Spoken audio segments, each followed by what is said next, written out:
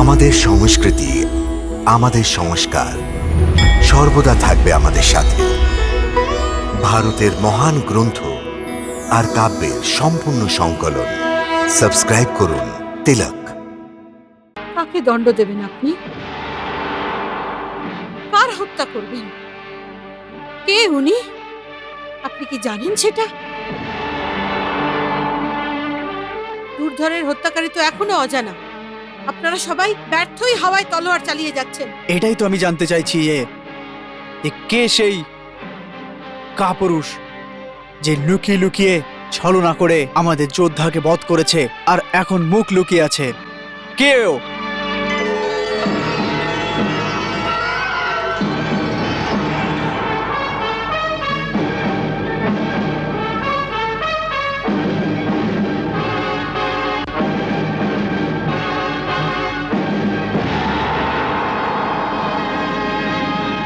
আমি সেই যে তোমার ওই অত্যাচারী সেনাপতিকে নরকের রাস্তা দেখিয়েছি।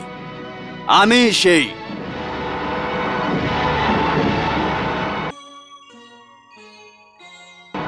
তুমি তুমি আমাদের সেনাপতিকে বধ করেছো? তুমি দুর্ধরকে বধ করেছো? অসম্ভব।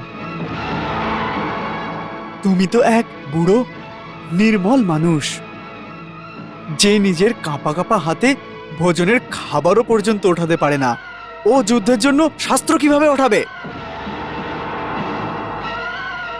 এ কোনো পাগল বুড়ো মনে হচ্ছে।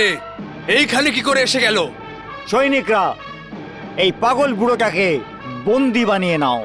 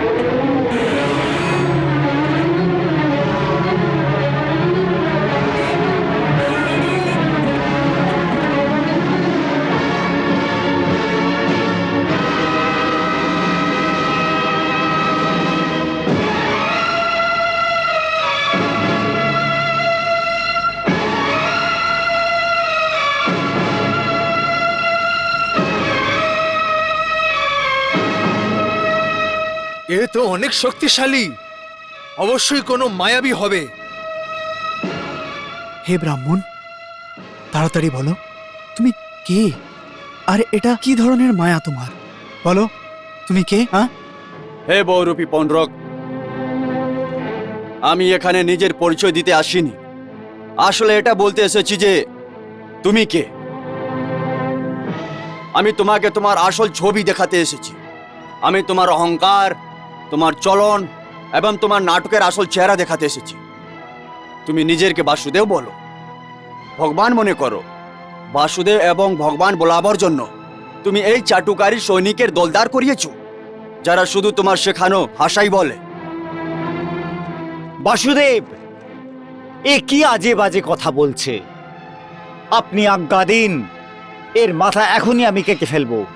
ওখানেই দাঁড়ো, পণ্ডরকের কথা বলার তোতা পাখি। যদি তুই অথবা অন্য কেউ এক পাও আগে বাড়ানোর মূর্খতা করিস, তাহলে ওরও ওই পরিণাম হবে যা তোমার সৈনিকদের হয়েছে।